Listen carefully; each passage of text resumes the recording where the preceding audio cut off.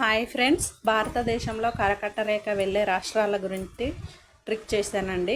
Trick వచ్చేసి రాగులు, చాప, జామ, మిత్రులు.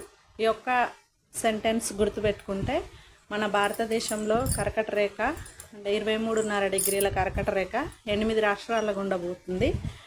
ఆ 8 రాష్ట్రాలను ఈ ఒక చిన్న సెంటెన్స్తో ఈజీగా గుర్తుంచుకోవచ్చు.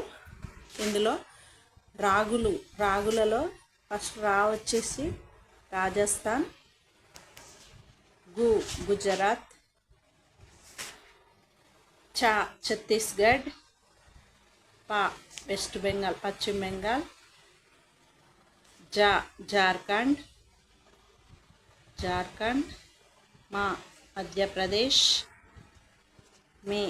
మిజోరాం, త్రిపుర. రాజస్థాన్, గుజరాత్, ఛత్తీస్గఢ్, పశ్చిమ బెంగాల్, జార్ఖండ్, మధ్యప్రదేశ్, మిజోరాం, త్రిపుర ఈ 8 రాష్ట్రాల గుండా కరకట్ట రేఖ వెళ్తుంది. ఈ వీడియో కనుక మీకు నచ్చినట్లయితే లైక్ చేయండి, సబ్స్క్రైబ్ చేయండి.